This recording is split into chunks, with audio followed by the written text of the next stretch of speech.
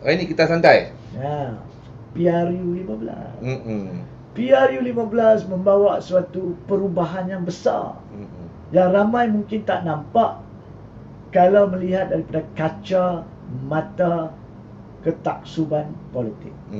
Kalau tanya penyokong-penyokong Barisan Nasional UMNO, Pakatan Harapan PKR maupun Perikatan Nasional Bersatu, mereka tidak akan nampak benda ni.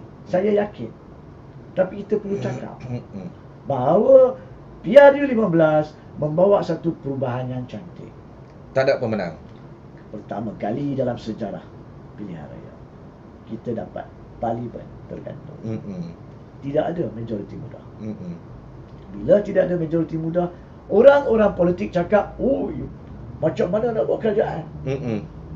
Apa masalahnya? Betul? Apa masalahnya? Dalam keadaan parlimen tergantung inilah kita sekarang ni mempunyai satu kerajaan bukan majoriti. Maknanya mereka tidak boleh mempersalahgunakan kuasa yang ada. Duk bagi majoriti inilah yang menyebabkan mereka mempunyai kuasa sampai naik atas kepala. Lingkup negara. Lingkup negara hancur rakyat. So sekarang tak ada majoriti muda. Pandai-pandai hampa ikut semangat perlembagaan buat kerajaan. Kalau tak boleh, maka pilihan kedua PRU semula. Kalau PRU semula belum bersedia, pilihan ketiga sistem tadbir urus lain, darurat dan sebagainya. So dalam keadaan itu, apabila perkara yang betul dilakukan, kita harus beri pujian. Dan di sini saya telah mengucapkan tahniah dan syabas kepada Anwar, kerana walaupun sebagai pemenang kerusi terbanyak tidak menjadikannya automatik Perdana Menteri, tetapi dia menggunakan budi bicara dia, kebijaksanaan dia untuk membentuk satu kerajaan bagi tujuan urus tadbir. Kerajaan yang menghadapi krisis kredibiliti, krisis kestabilan apabila telah dibentuk nanti pun telah diselesaikan. So apa yang kita lihat adalah dia telah berani untuk menjemput pihak yang menjadi penentang dalam pilihan raya untuk membentuk kerajaan. Di sini pun rakyat agak sangsi, agak tidak pasti. Adakah ini kerajaan campuran? Kerajaan gabungan? Kerajaan perpaduan? Sebenarnya bahasa mudahnya macam ni. Apabila sebuah kerajaan menang majoriti mudah, itu kerajaan majoriti. Bila tak ada kerajaan majoriti mudah, maka dia menjadi kerajaan minoriti. Dan bila jadi kerajaan minoriti, maka dia ada dua atau beberapa bentuk kerajaan.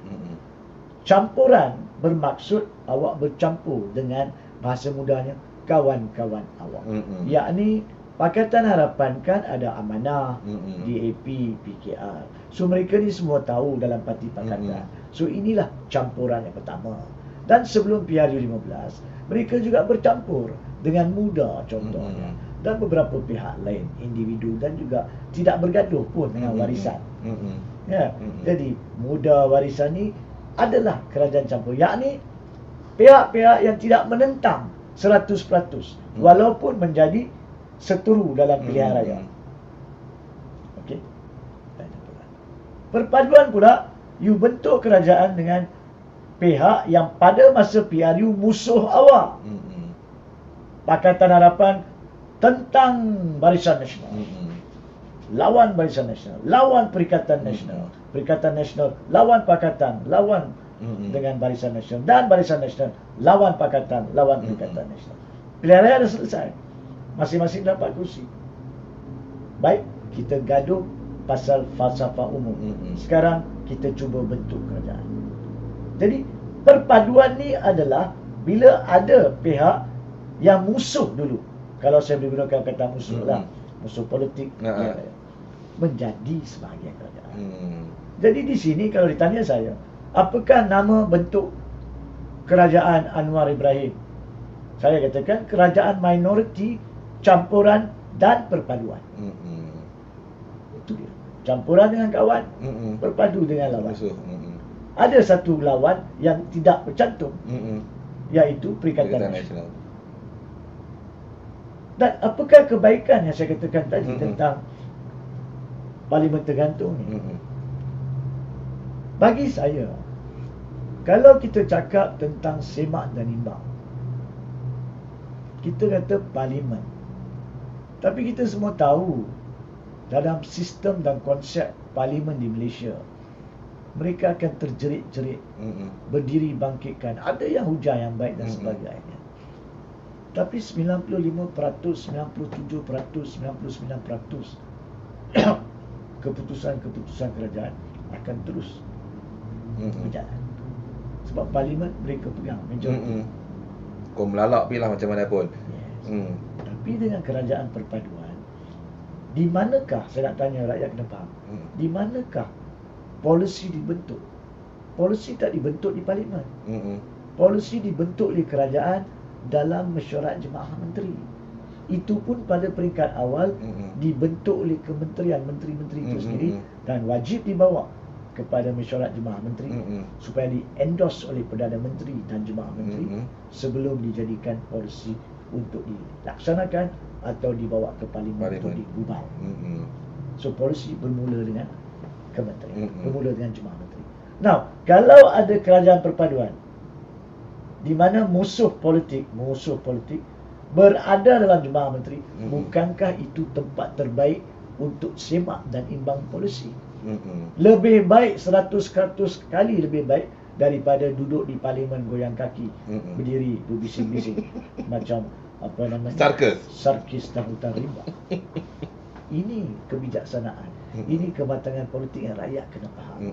Sekarang menjadi tanggungjawab semua yang dalam kerajaan perpaduan, walaupun bukan dalam Pakatan Harapan, untuk menyoal, menampilkan idea, memberi pandangan atau bantahan terhadap setiap isu polisi yang dipikirkan untuk dibawa oleh kerajaan Pakatan Harapan, supaya ianya dapat dicantikkan di situ.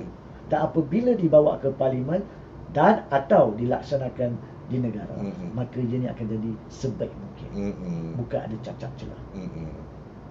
Itu kebaikan kerajaan-kerajaan perpaduan. Dan ini cuma boleh berlaku kalau ada parlimen tergantung. Kerajaan tak ada majoriti. Kalau kerajaan. Jadi kita kena war-warkan dan kita kena harapkan. Dan saya percaya tanpa war-warkan, tanpa harapkan pun saya yakin PRU 16, PRU 17 kita tidak mungkin akan mendapat keadaan di mana semua kerajaan ada majoriti. Payah lepas ini. Banyak negara yang membangun dan sudah membangun mempunyai parlimen-parlimen tergantung. Kebaikannya polisi ini disemak di tempat rangkaan polisi, bukan di tempat pembentangan polisi yang tiada efek dan kesan. Ini saya harap rakyat faham. Nah, oleh itu, kalaulah ada satu keluarga dan 4 orang anak, maka satu pergilah undi parti A, satu parti B, satu parti C, parti D. Siapa nak menang, menang. Tapi akhirnya tidak ada kemenangan mutlak. Barulah berkepadanan dengan muka pemimpin yang tidak akan mendapat kuasa mutlak. Bila tiada kuasa mutlak, mereka terpaksa kongsi dengan even musuh-musuh politik dalam kerajaan perpaduan. Di situ saya nak sentuh sedikit lagi, Saudara Fazli. Silakan. Ini bukannya dari sudut fakta lengkap, tapi ini adalah dari sudut logik apa yang boleh berlaku apabila anda nak salah guna kuasa. Anggaplah kerajaan majoriti yang akan menggunakan polisi-polisi kerajaan, membuat projek-projek, program-program melibatkan dana perbendaharaan. Dan kalau tidak ada musuh atau lawan atau penyimak penyimbang dalam jemaah menteri, maka dia boleh luluskan perbelanjaan-perbelanjaan yang tidak masuk akal. Kadang-kadang dipercayai, yang saya kata bukannya semestinya fakta, tapi kepercayaan atas logik, mereka menaikkan untuk peratus sampai 30% untuk lebih, di mana diambil untuk kegunaan parti politik. Parti politik, dan sebahagian daripada parti politik itu akan juga hinggap di dalam poket menteri atau pegawai-pegawai tertentu. Tapi kalau ada musuh dalam situ, Takkan 30% kot. Apa gila ke?